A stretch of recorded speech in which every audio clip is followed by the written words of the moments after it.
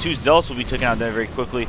And right now, Gemini is forced to pull back his forces to deal with his Thor ship because he is just destroying these Zealots, destroying all. Look at these, just look at. I think that's 4 bursts, 4 rounds, and the Thor just knocking. And yeah, ooh, better dipset with that Thor. And the medevac will be able to, let's watch it float across the gulf, the gap, the creek, the ravine, whatever you want to call it, and safely get back home. So there he is. Gemini, again, doing a fairly good job, though, of pulling off his probes. He lost a lot that time, and we're going to check the units tab. He now is at 20 probes against 27 SCVs, and those mules are going to be really badly on top of him. He did grab his expansion, though, but he doesn't have enough probes to saturate this, so he's going to actually be chrono boosting and believe rallying some of his, pulling off some of his drones to go to this middle patch and saturate it. Meanwhile, back at the DoomDash base, the Terran headquarters, he's loading up siege tanks. He's got Marauders, he's got Marines, he's got just all kinds of stuff. Going over here, turn on the production tab, see what we got. Concussion shells have been researched. Combat and stim have not been researched yet. Let's check out the infantry. No upgrades on the infantry yet. There's no Forge for Gemini, so he cannot upgrade his units at this time. And it looks like another drop will be going up for DoomDash. So he's got a Thor and 4 of the medevacs with siege tanks, Marauders, Marines, all kinds of nonsense. And these Marines are going to valiantly try to defend this. DoomDash should try to back off here and use that, use the ramp to his advantage to kind of clog up his forces. But he's forced to bring back his medevacs because he needs to deal with this fairly large army, because once these Zealots get up nice and close, they will start slicing and dicing with this against these Marauders. Now, a little bit of a interesting force field there. Only using 1 force field. Oh, 4 sentries in the front of the line.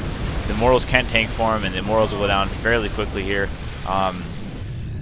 Oh, the production tab was open. More sentries and stalkers coming in for Gemini. That attack was thwarted pretty quickly. The expansion for DoomDash is being saturated, so look at this. He's got quite a bit of SCVs going over here to saturate this middle line, and he's going to go build the lovely refineries. So, let's see here. Look out. We got more Immortals on the way for Gemini. Gemini's got his expansion up and running, but you guys, he does not have enough units right now. This drop that DoomDash is about to do could be crippling to the economy of Gemini, the Protoss player.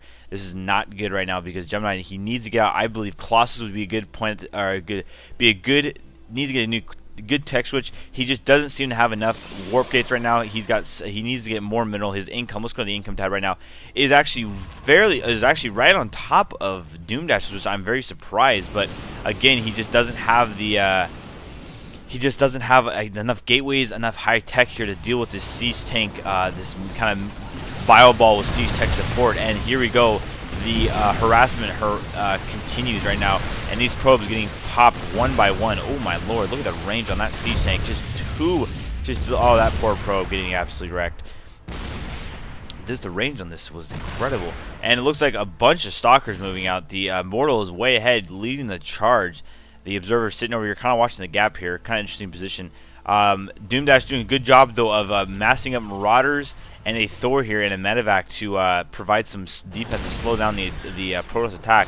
And now all 3 of these siege tanks will be able to start shelling down this poor defenseless Nexus. Another Immortal coming up for Gemini.